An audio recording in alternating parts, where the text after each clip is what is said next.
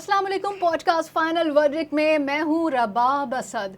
आज हम बात करेंगे सिंध की सियासत पर। सिंध में पीपल्स पार्टी का बिला शिरकत गैर एक मुसलसल राज है जिसकी दूसरी दिहाई भी निस्फ से जायद हो चुकी है। पीपल्स पार्टी को सिंध में मुसलसल हुकूमत करते हुए 16 साल से जायद हो चुके हैं और बज़ाहिर यही लगता है कि दूर दूर तक अब पीपल्स पार्टी का सिंध में कोई मद्दे मुकाबिल नहीं है। ये पीपल्स पार्टी की सियासत और बेहतरीन हिकमत अमली और मनसूबा बंदी का नतीजा है या इसमें दीगर सियासी जमातों की नाअहली भी शामिल है। पीपल्स पार्टी ने अंदरूने सिंध से दर्जनों, सैकड़ों या हज़ारों नहीं बल्कि लाखों अफराद को कराची में लाकर बसा दिया है। इससे एक तरफ पीपल्स पार्टी ने कराची में अपनी सियासी क़ुव्वत में इजाफा किया है तो दूसरी तरफ से उसका फ़ायदा अंदरूने सिंध भी हुआ है। पीपल्स पार्टी का वर्कर अपनी पार्टी से खुश है जो उन्हें मुसलसल नवाज रही है। दूसरी जानिब कराची पर एक तवील अरसे तक तनहा राज करने वाली मुत्तहिदा कौमी मूवमेंट आज तनहा नहीं रही है, टुकड़ों में बढ़ चुकी है। जी हाँ, 2016 में MQM पाकिस्तान और MQM लंदन की तकसीम और बाद में PSP और PIB धड़े के बाद आज पाकिस्तान में मौजूद इस टूटी फूटी जमात को एक तो किया जा सकता है, लेकिन वो अपने अंदरूनी इख्तिलाफात और बाज़ दीगर वजूहात की बिना पर अपोजिशन करने के काबिल भी नहीं रही हैं। कराची मसाइल का गढ़ बनता जा रहा है। कराची के अवाम में एहसास महरूमी में मुसलसल इजाफा हो रहा है और शहर की सड़कें शहरियों के लिए कत्लगाहें बन चुकी हैं। आए दिन हादसात में मासूम शहरियों की जानें जा रही हैं। इस सब पर आज बात होगी। मेरे साथ स्टूडियो में मौजूद हैं सीनियर सहाफ़ी, तज्ज़ियाकार और प्रोग्राम FIR के होस्ट फ़हीम सिद्दीकी साहब। फ़हीम सिद्दीकी साहब, सबसे पहले तो ये बता दीजिए कि पीपल्स पार्टी का कोई मद्दे मुकाबिल नज़र आता है सिंध की सियासत में या नहीं? फ़िलहाल तो मुझे नज़र नहीं आता। देखिए, उसकी वजह यह है कि पिछले जो हम बात कर रहे हैं कि 15-16 सालों से पाकिस्तान पीपल्स पार्टी ही सिंध में जो है बिला शिरकत गैर जो है वो हुकूमत कर रही है। तो वो जो 15-16 साल हैं, इसको अगर हम शुरू से देखें तो हमें नज़र ये आता है कि पहले जो है पीपल्स पार्टी के मुखालिफ थे सिंध में, शिराजी थे ठट्टा के, आज पीपल्स पार्टी का हिस्सा है। घोटकी के महर थे, आज पीपल्स पार्टी का हिस्सा है। इवन चले अंदरूनी सिंध को छोड़ दीजिए, कराची में आ जाइए। कराची में MQM एक बहुत बड़ी ताकत समझी जाती थी। एक तवील अरसे तक उनका शहर के ऊपर राज रहा और पीपल्स पार्टी को सही मायनों में एक टफ टाइम देती थी ये जमात। आज MQM का क्या हाल है? अब इसमें कहीं हिकमत अमली की भी बात हो सकती है, उसके ऊपर हम बात भी कर लेंगे आगे चलकर, मनसूबाबंदी की बात भी हो सकती है, लेकिन कहीं जो है वो किस्मत ने भी साथ दिया है। सही। तो अगर 22 अगस्त ना होती तो शायद आज MQM इस हाल में ना होती, लेकिन 22 अगस्त के बाद पीपल्स पार्टी को कराची में एक तरह से अपना असर रसूख बढ़ाने में, अपना वोट बैंक बढ़ाने में एक मदद मिली है, क्योंकि उनके सामने अब अपोजिशन नहीं है। ऐसी ऐसी कहानियां सामने आ जाती हैं कि उसके बावजूद जो है हमें ये नज़र आता है कि जैसे बस अब तो माजी में जिस तरह से जो है वो होता है कि पीपल्स पार्टी की हुकूमत करप्शन के इल्ज़ामात के तहत जो गिराई जाती रहीं, फारूक लगारी ने गिराया, सरदार इसाक़ खान ने गिराई हुकूमत, वो इल्ज़ामात से ज़्यादा बड़े इल्ज़ामात आज लग रहे हैं। लेकिन पीपल्स पार्टी का आज कोई मुकाबिल नहीं है, कोई उनको इस वक्त चैलेंज करने वाला नहीं है और ये एक बड़ी वजह है कि जिसकी बुनियाद पर अब ये नज़र आता है कि पीपल्स पार्टी मज़ीद राज करेगी भी सिंध के ऊपर। इसमें आप सदर आसिफ अली जरदारी को कितना क्रेडिट देते हैं?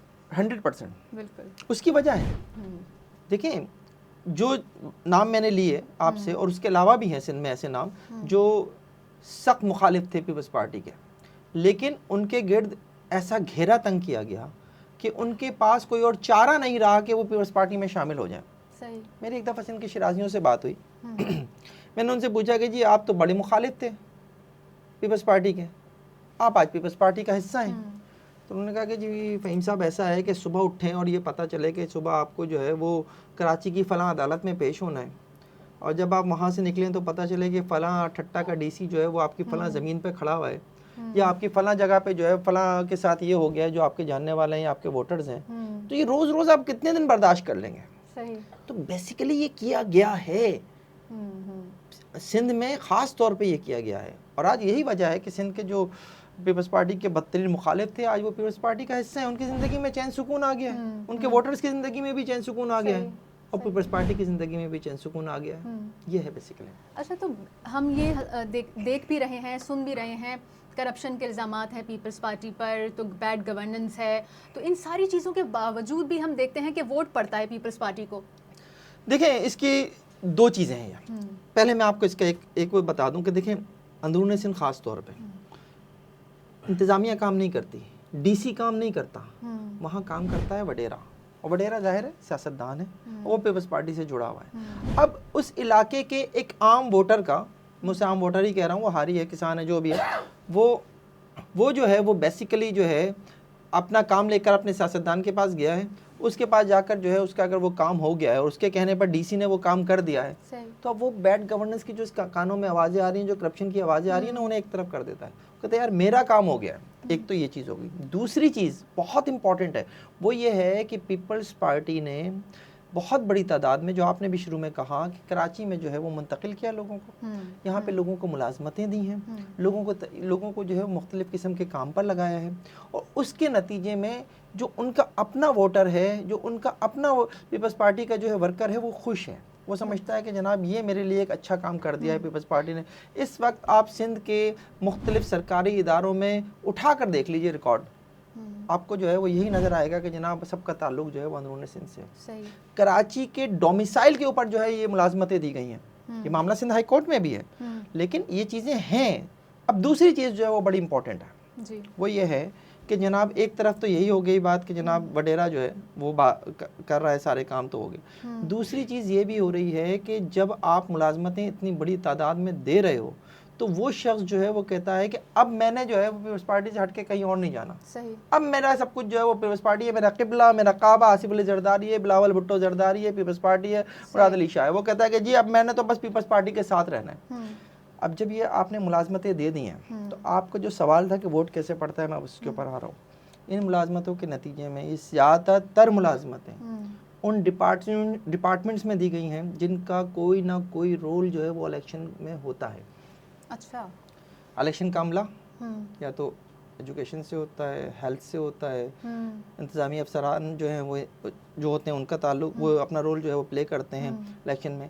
یہ سارے کے سارے ڈپارٹمنٹس، یہ سارے کے سارے لوگ جو ہیں، یہ وہ لوگ ہیں جن کو پیپلز پارٹی نے ملازمتیں دی ہیں۔ وہ پیپلز پارٹی کے ورکر ہیں، پیپلز پارٹی کے ووٹر ہیں۔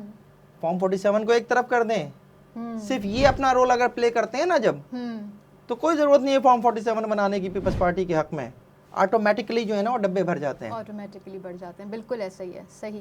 اچھا فہیم صاحب، تھوڑا سا متحدہ قومی موومنٹ کی طرف آتے ہیں کہ متحدہ قومی موومنٹ لندن اور پاکستان اور کئی دھڑوں میں تقسیم ہوئی، تو اس تقسیم کے بعد پھر ایک بھی ہو گئی، تو اب کیا کوئی مستقبل نظر آ رہا ہے اور کراچی میں متحدہ قومی موومنٹ کا کوئی آپ کردار مضبوط ہوتا ہوا دیکھ رہے ہیں؟ ہاں دیکھیں، یہ تو خیر اللہ ہی بہتر جانتا ہے کہ ان کا مستقبل ہے کیا، لیکن میرے منہ سے بھی ایک بات نکلی تھی 47 فارم 47، تو پیپلز پارٹی تو فارم 47 کی کسی حد تک ہم کہہ سکتے ہیں کہ پیداوار نہیں ہے، ان کے اپنے لوگ جو ہیں وہ کام کر لیتے ہیں، لیکن ایم کیو ایم کے بارے میں تو یہ بات بہت واضح ہے نا کہ ان کی جتنی بھی سیٹیں ہیں لاسٹ الیکشن میں وہ فارم 47 کی وجہ سے ہیں۔ اور یہ بات میں اتنے اس سے وثوق سے کیوں کہہ رہا ہوں، کیونکہ میں خود اس رات جو ہے مانیٹر کر رہا تھا چیزوں کو، اور ہمیں پتہ تھا کہ کس کو کتنے ووٹ پڑ رہے ہیں، کس کا کیا نمبر ہے، اس وقت کون جو ہے وہ اس میں ہے، رینکنگ میں ہے۔ اس وقت ہمیں ایم کیو ایم کہیں نظر نہیں آ رہی تھی، لیکن پھر ہمیں یہ نظر آیا کہ ایم کیو ایم جو ہے وہ جیت گئی۔ ایم کیو ایم کے جیتنے کے بعد جو چیزیں اس کے بعد بھی واضح ہوئیں وہ یہ تھیں کہ ایم کیو ایم کی جو گروہ بندی تھی، جو ان کے اندر دھڑے بندی تھی، وہ اس الیکشن رزلٹ میں بھی نظر آئی ہمیں کہ جناب اتنے ایم این اے جو ہے وہ فاروق ستار کے گروپ کو دے دو، اتنے ایم این اے جو ہے وہ پی ایس پی سے آئے ہوئے مصطفیٰ کمال کو دے دو، اتنے M N A M P S جو ہیں وہ بہادر آباد گروپ کو دے دو۔ یعنی ایک دھڑے بندی اس وقت بھی تھی اور وہ آج بھی ہے۔ اختلافات کی مختلف خبریں آتی رہتی ہیں۔ ابھی تو خالد مقبول صدیقی کچھ عرصے پہلے یہ بھی کہتے ہوئے پائے گئے کہ انہیں تو یہی نہیں پتا تھا کہ مصطفیٰ کمال صاحب کو جو ہے وہ وفاقی وزارت دی جا رہی ہے۔ اور جس طرح کا جو ہے ایک احتجاج بھی کچھ عرصے پہلے جو ہے وہ بہادر آباد مرکز پر ہوا اور وہاں پر گورنر گو کے نعرے بھی لگے۔ تو ایم کیو ایم جو ہے وہ اس وقت ایک یوں سمجھ لیجئے کہ اپنے اندر جو ہے نا بہت کمزور ہو چکی ہے۔ عوام سے یا ووٹر سے یا اپنے کارکن سے جو ان کا رابطہ ہے وہ تقریباً نہ ہونے کے برابر ہے۔ اب اس وقت سچویشن یہی ہوتی ہے جب ایم کیو ایم کے لوگوں سے بات کرو تو کہتے ہیں یار اپنے اندرونی مسائل سے ہی نہیں نکل پا رہے ہیں ہم، تو ہم کیا کارکن کی طرف جائیں گے، ہم کیا مسائل کی طرف جائیں گے۔ اور اس کی وجہ سے لوگوں میں مایوسی پھیل رہی ہے، خاص طور پہ کراچی کے عوام میں۔ کراچی کے عوام کو اور تھوڑا سا ہم وہ کر دیں تو ایم کیو ایم کے کارکنوں میں، ایم کیو ایم کے ووٹرز میں مایوسی پھیل رہی ہے کہ ہمارے مسائل پر آواز اٹھانے والا کون ہے۔ کراچی میں اس وقت لا اینڈ آرڈر کے ایشوز ہیں، اسٹریٹ کرائم کے دوران پچھلے سال اٹھا کے دیکھ لیجیے آپ، 100 سے زائد لوگ جو ہیں ہمارے کراچی میں، آپ اس کا انفراسٹرکچر اٹھا کے دیکھ لیجئے، آپ کو اکثر سڑکوں کا حال جو تباہ ملے گا. ہر جگہ کھدائی، پروجیکٹس کے نام پر جو ہے آپ کھدائی کر کے چھوڑ دیتے ہیں، اور اس کے بعد اس پروجیکٹ کو اتنا لمبا کر دیتے ہیں کہ مثال کے طور پہ میں کہہ رہا ہوں کہ اگر پروجیکٹ جو 1 ارب روپے کا ہے تو مکمل ہوتے ہوتے جو ہے اس کی کاسٹ جو ہے وہ 10 ارب کے اوپر پہنچ جاتی ہے، صرف اور صرف اس لیے اسے ڈیلے کیا جاتا ہے کہ تاکہ آپ اس سے مزید کما سکیں. آپ ہیلتھ کے ایشوز اٹھا کے دیکھ لیجئے، آپ ایجوکیشن کے مسائل اٹھا کر دیکھ لیجئے، انٹر بورڈ میٹرک بورڈ کے ریزلٹس آپ اٹھا کر دیکھ لیجئے کیا ہوا ہے کراچی کے لوگوں کے ساتھ، کراچی کے بچوں کے ساتھ. تو جب یہ ساری سچویشن ہو تو مایوسی تو ظاہر ہے بڑھے گی نا. کراچی کے لوگوں میں اس وقت بے پناہ مایوسی ہے.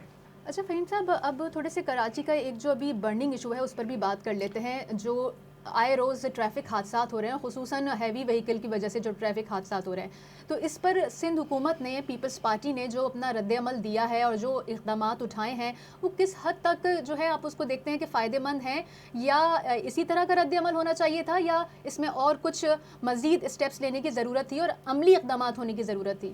دیکھیں کیا عملی اقدام، کیا اسٹیپس لیے ہیں پیپلز پارٹی نے؟ کوئی ایسا خاص اسٹیپ نہیں لیا علاوہ اس کے کہ ہمیں جو مختلف بیانات نظر آئے. ایک بیان میں نظر سے گزرا، ایک جو ہیں وہ پیپلز پارٹی کی رہنما کہتی ہوئی نظر آئیں کہ کچھ بھی کر لو کراچی کے شہری سدھرتے نہیں ہیں. ایک صاحب جو ہیں وہ جو میئر کراچی بھی ہیں مرتضیٰ وہاب صاحب، وہ فرماتے ہیں کہ جی کراچی میں ڈمپر کا داخلہ کیسے روک دیں، ناردرن بائی پاس تو آپ نے بنایا نہیں، ناردرن بائی پاس بن جاتا تو یہ ڈمپر کراچی میں داخل ہی نہیں ہوتے. کس کی حکومت ہے کراچی میں پچھلے 16-17 سال سے؟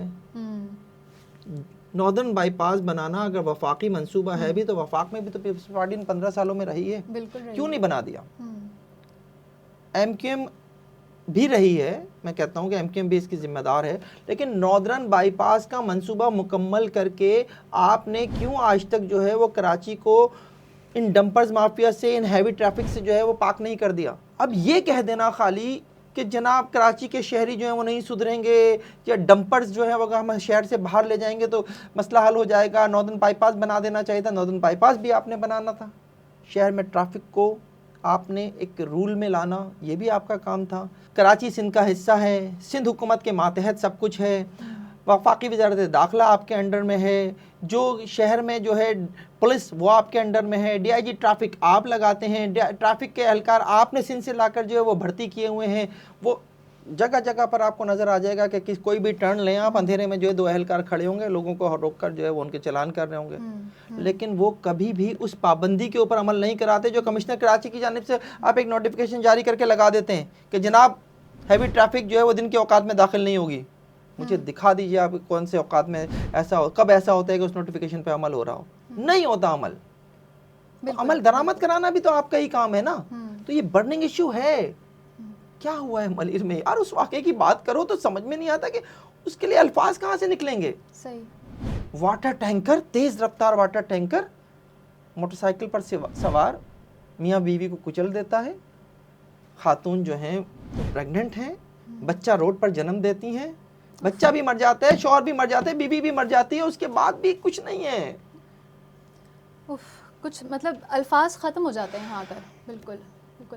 اچھا فہیم صاحب، یہ ظاہر حادثات کے اوپر بات ہو رہی ہے، تو اور یہ جو ابھی حال ہی میں یہ آئل ٹینکر والا حادثہ ہوا ہے جس میں 3 جانیں نگل گیا، واٹر ٹینکر جو ہے، تو اس پر ہم نے دیکھا کہ اس برننگ ایشو پر ابھی تک جس طرح کا رد عمل مہاجر قومی موومنٹ کے چیئرمین آفاق احمد کی جانب سے آیا ہے، تو اس طرح دیگر سیاسی جماعتوں نے، یعنی جو سندھ بیسڈ جماعتیں ہیں زیادہ تر، یعنی جماعت اسلامی بھی لے لیں آپ یا متحدہ قومی موومنٹ لے لیں، تو انہوں نے اس طرح کا کوئی رد عمل، اتنا مضبوط کوئی کیمپین نہیں چلائی جس طرح سے آفاق احمد ہمیں اس میں فرنٹ پر آ کر دکھائی دیے ہیں. تو اس پہ آپ کیا کہیں گے؟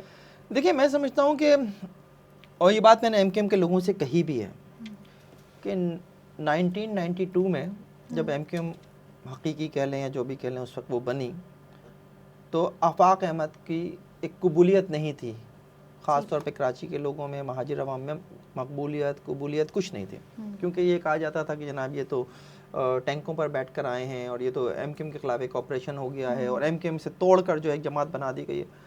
آفاق احمد کو جو آج مقبولیت اور جو قبولیت آج حاصل ہے نا، وہ 92 سے لے کر آج تک نہیں تھی.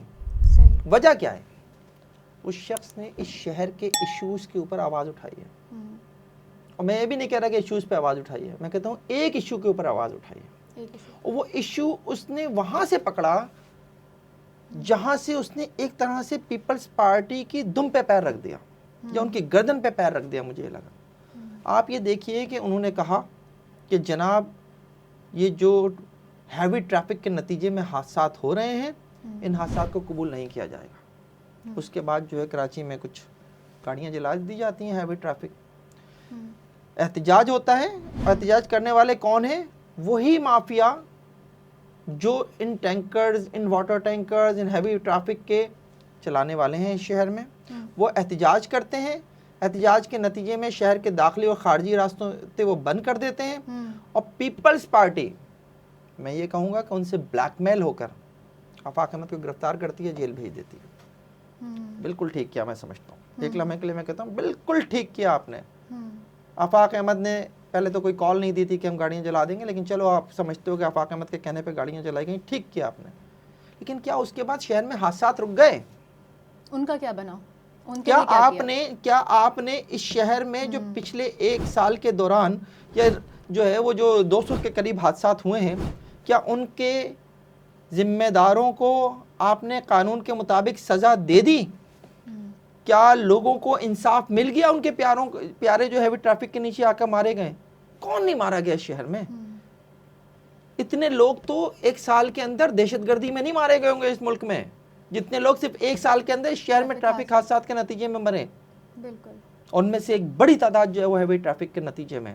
تو یہ بلیک میلنگ کیوں ہے؟ قانون کی عملداری کیوں نہیں ہے؟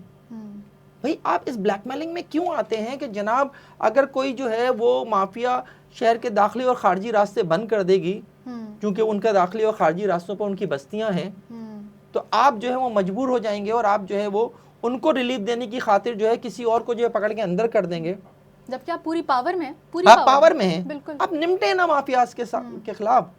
اس کے بعد کمشنر کراچی کی جانب سے جو ایک جاری ہوتا ہے کہ دن کے اوقات میں ٹریفک نہیں ہو، وہ ہیوی ٹریفک نہیں ہوگا، اس پر عمل درآمد کرنا ٹریفک پولیس کا کام ہے نا. وہ بھی تو آپ کی ہے، وہ بھی تو آپ کے لوگ ہیں، آپ نہیں کرا پا رہے.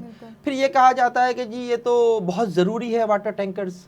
یہ تو ظاہر ہے چونکہ شہر میں پانی کا ایک مسئلہ ہے، اس کی وجہ سے واٹر ٹینکرز کو جو ہے وہ دن کے اوقات میں بھی اجازت دی گئی ہے. آپ پہلے یہ بتا دیجئے کہ پانی اس شہر کو سپلائی کرنا کس کی ذمہ داری تھی؟ 15-16 سال تو آپ کی حکومت کو ہوگا. اس سے پہلے بھی پیپلز پارٹی اقتدار میں رہی ہے. آج تو K5 جو ہے مکمل ہو جانا چاہیے تھا، K4 آپ مکمل نہیں کر سکے. اس شہر کو پانی دینا آپ کی ذمہ داری، پانی آپ نہیں دے پا رہے. میرا پانی جو مجھے نلکے کے ذریعے ملنا چاہیے وہ پانی جو ہے میں واٹر ٹینکر سے خرید کر پینے کے لیے مجبور ہوں، اور وہ واٹر ٹینکر جب میرے گھر پر آتا ہے تو کسی کی جان لے کر آتا ہے. تو یہ کیا ہے؟ یہ پیپلز پارٹی کی ناکامی ہے. اور میں پھر جو ایک بات کہتا ہوں، بری بھی لگتی ہے میرے پیپلز پارٹی کے دوستوں کو، میں یہ بات کہتا ہوں کہ جی آپ کا چونکہ اس شہر سے کوئی لینا دینا نہیں ہے، اس لیے آپ کو اس شہر کے مسائل سے بھی کوئی لینا دینا نہیں. کراچی کی سیاست ایک ٹریفک حادثے نے بدل دی تھی. 15 اپریل 1985 جب کراچی میں سر سید کالج کی 2 طالبات کو 2 ریس لگاتی ہوئی منی بسوں نے میں سے ایک نے کچل دیا تھا، اور اس میں سے ایک طالبہ بشرا زیدی جو ہے وہ موقع پر ہی چل بسی تھی. ان کی بہن نجمہ زیدی جو ہیں وہ زخمی بھی ہوئی تھیں، اور ایک اور طالبہ بھی شاید زخمی ہوئی تھی اس میں. لیکن اس کے بعد جو ہے نا کراچی کی سیاست بدل کے رہ گئی تھی. اس کے بعد جو کچھ ہوا تھا نا وہ کراچی کی خونی تاریخ ہے. کراچی میں فسادات بھڑک اٹھے تھے، لسانی فسادات بھڑک اٹھے تھے، اور اس کے نتیجے میں اس شہر میں کرفیو نافذ کرنا پڑا تھا.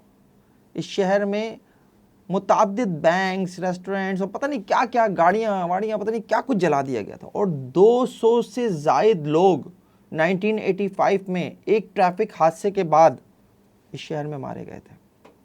اس وقت غوث علی شاہ صاحب جو ہے وہ وزیر اعلیٰ سندھ تھے، آج معاذ علی شاہ صاحب وزیر اعلیٰ سندھ ہیں. انہوں نے اس وقت جو ہے اس حادثے سے پہلے جو شہر کی فضا بن رہی تھی اس کو نوٹس نہیں کیا تھا. اور آج میں سمجھتا ہوں کہ مراد علی شاہ یا پاکستان پیپلز پارٹی جو ہے نا، اس وقت جو شہر میں ایک فضا ہے اس کو شاید اس کو سمجھ نہیں پا رہے ہیں، اس کا نوٹس نہیں لے پا رہے ہیں. اس شہر میں جیسے میں نے کہا کہ اس شہر میں پچھلے سال میں 200 سے زائد لوگ ٹریفک حادثات میں مارے گئے ہیں. لیکن یہ جو ہمارا قانون ہے نا، وہ قانون یہ کہتا ہے کہ جناب روڈ ایکسیڈنٹ تو ایک بیلیبل افینس ہے، اور اس میں اگر دونوں پارٹیز کے درمیان مصالحت ہو جاتی ہے تو نو ایشو. اب سچویشن یہ ہے کہ جو آپ کا روڈ ایکسیڈنٹ کے کیسز ہیں ان میں کنویکشن ریٹ جو ہے نا وہ 0 ہے, 0%. اب جو آپ کا سوال تھا کہ جناب اس کے اوپر جو ہے وہ سیاست بھی ایک طرح کی شروع ہو چکی ہے. آفاق احمد صاحب نے نا 12 اپریل کی تاریخ دی ہے ایک, وہ نہیں بتا رہے کہ کیا کرنے جا رہے ہیں وہ, لیکن انہوں نے 12 اپریل کی تاریخ دی ہے. اور 15 اپریل کی تاریخ جو ہے وہ بشرا زیدی حادثے کی تاریخ ہے. میں دونوں کو میچ نہیں کر رہا, مجھے نہیں پتا کہ آفاق احمد کے ذہن میں کیا چل رہا ہے, لیکن میں کم از کم یہ چاہتا ہوں, اور کراچی کا شاید ہر شہری یہی چاہتا ہوگا, ہر پرامن شہری یہی چاہتا ہوگا کہ اس شہر میں امن برقرار رہے, کراچی میں حادثات کے اوپر سیاست نہ ہو. لیکن اس کا موقع بھی خود سیاسی جماعتیں ہی ایک دوسرے کو دے رہی ہیں. کیا پاکستان پیپلز پارٹی کی حکومت کو کسی بشرا زیدی 2 کا انتظار ہے؟ فہیم صاحب یہ بھی بتا دیجیے گا کہ اسی برننگ ایشو پر جب مہاجر قومی موومنٹ کے چیئرمین آفاق احمد صاحب نے جو ایکشن لیا ہے, جو رد عمل انہوں نے دیا ہے, اس کے ساتھ انہوں نے یہ بھی کہا ہے کہ رینجرز کو پولیسنگ پاور دی جائیں, تو اس میں آپ کتنا سمجھتے ہیں کہ عملی طور پر ایسا ہو سکتا ہے کہ یہ رینجرز کو یہ اختیارات بھی تفویض کیے جائیں؟ دیکھیں بات یہ ہے کہ بیسیکلی تو انہوں نے پاکستان پیپلز پارٹی کی جو بد انتظامی ہے, نااہلی ہے, اس کے اوپر انہوں نے بیسیکلی یہ بات کی ہے. اور اس لیے کی ہے کہ بھئی ظاہر ہے پولیس آپ کے ماتحت ہے, لیکن پولیس کے ذریعے آپ نہیں کرا پا رہا ہے یہ کام, تو انہوں نے کہا کہ یہ رینجرز کو اختیارات دے دیجئے. تو یہ بیسیکلی جو ہے ایک سیاسی مطالبہ ہے جس کے ذریعے جو ہے وہ پیپلز پارٹی کو انہوں نے پن کیا ہے. اور میں نہیں سمجھتا کہ رینجرز کو ان معاملات میں جو ہے وہ لایا جانا چاہیے کہ جی وہ اب شہر میں کھڑے ہو کر ہیوی ٹریفک کو بھی کنٹرول کریں گے. یہ ٹھیک ہے کہ شہر میں جو ہے ہائیڈرینٹ کا سسٹم جو ہے وہ کسی حد تک ایک وقت میں جو ہے اپنے رینجرز کے حوالے کیا بھی تھا, اور رینجرز نے اس کے اوپر وہ پرفارم بھی کیا تھا. لیکن یہ کرنا کہ جی ہیوی ٹریفک کو وہ کنٹرول کریں اور ان کو پولیسنگ کی پاور دے دیں, تو میں سمجھتا ہوں کہ تھوڑا سا جو ہے نا زیادہ ہو جائے گا. اصل کام یہ ہے, میں ہمیشہ ایک بات کہتا ہوں کہ اصل کام جو ہے وہ یہ ہے کہ پولیسنگ ٹھنڈے کمروں میں بیٹھ کے کرنے کا نام نہیں ہے. آپ اپنے سندھ پولیس کے افسران کو, کراچی پولیس کے افسران کو, ان کو یہ پابند کریں کہ آپ نے پولیسنگ جو ہے وہ روڈ پہ جا کے کرنی ہے. آپ کو جا کے آپ کو رزلٹ دینے ہیں, کوئی بھی کیس ہو جائے, کوئی بھی معاملہ ہو جائے, رزلٹ جو ہے وہ آپ جو ہے لیں اپنے افسران سے. اگر کوئی رزلٹ نہیں دے رہا, کوئی اگر پرفارم نہیں کر رہا, تو آپ اسے ہٹائیں, اس کے خلاف کارروائی کریں. پولیس ایکٹ آپ کو اس کا جو اختیار دیتا ہے, لیکن نہیں کیا جاتا. یعنی ہمارے ہاں ہم تو اب یہ دیکھتے ہیں کہ جو اعلیٰ پولیس افسران ہیں اس پیپلز پارٹی کی گورنمنٹ میں, ہم نے پہلے تو یہ دیکھا تھا نا کہ تھانے بکتے ہیں. ہم نے دیکھا تھا کہ ایس ایچ اوز جو ہیں وہ پیسے دیتے ہیں, اس کے نتیجے میں جو وہ تھانہ خرید لیتے ہیں, پوسٹنگ کرا لیتے ہیں اپنی. آج پولیس کے اعلیٰ افسران جو ہے نا وہ پیسے دے کر پوسٹنگز لے رہے ہیں. اب جو افسر جو ہے وہ پیسے دے کر پوسٹنگ لے گا, وہ اپنے نیچے کے عملے سے تو بیسیکلی وہی کام لے گا نا جس کے ذریعے اس کی ارننگ ہو. اور وہ جو اس نے پیسے دیے ہیں اس پوسٹنگ کے لیے, وہ پیسے جو ہے پہلے تو پورے ہو جائیں. پھر اگر کوئی اور شخص آ کے جو ہے اس پوسٹ کے اوپر کسی وقت نیلامی ہو اور وہ خرید لے, تو میں کم از کم اگلی پوسٹ خریدنے کے لیے پیسے تو جمع کر لوں. تو دس از دی سچویشن. تو مجھے تو سسٹم پہ بیسیکلی مجھے پرابلم ہے. مجھے پرابلم سسٹم سے ہے کہ سسٹم ٹھیک نہیں کیا جا رہا. سسٹم ٹھیک کرنا پڑے گا. سسٹم ٹھیک آپ نے نہیں کیا, نہ تو پاکستان پیپلز پارٹی پرفارم کرے گی, نہ کسی اور جماعت کو آپ لا کے دے دو تو وہ پرفارم کر سکے گی. بہت باتیں ہوتی ہیں نا کہ نا P T I P T I P T I. Imran Khan صاحب نے کتنا پرفارم کر لیا تھا, اسی لیے پرفارم نہیں کر سکے کہ سسٹم نہیں ہے. آج آپ لے آئیں دوبارہ عمران خان کو, نہیں پرفارم کر سکتے وہ بھی. تو ہمیں سسٹم کو بہتر بنانا ہے, سسٹم کی خرابیوں کو صحیح کرنا ہے. اس کے بعد ہی جا کر جو ہے نا مجھے آپ کو, کراچی کے لوگوں کو, اس ملک کے عوام کو جو ہے کوئی ریلیف مل سکے گا. بالکل. فہیم صاحب, کراچی کے برننگ ایشوز پر بات کرتے رہیں گے, پوڈ کاسٹ کرتے رہیں گے. جب تک یہ ایشوز ہیں ہم اس پر ضرور آواز اٹھاتے رہیں گے. آج کا پوڈ کاسٹ یہیں پر تمام ہوتا ہے. اگلے پوڈ کاسٹ تک کے لیے اجازت دیجیے. اللہ حافظ.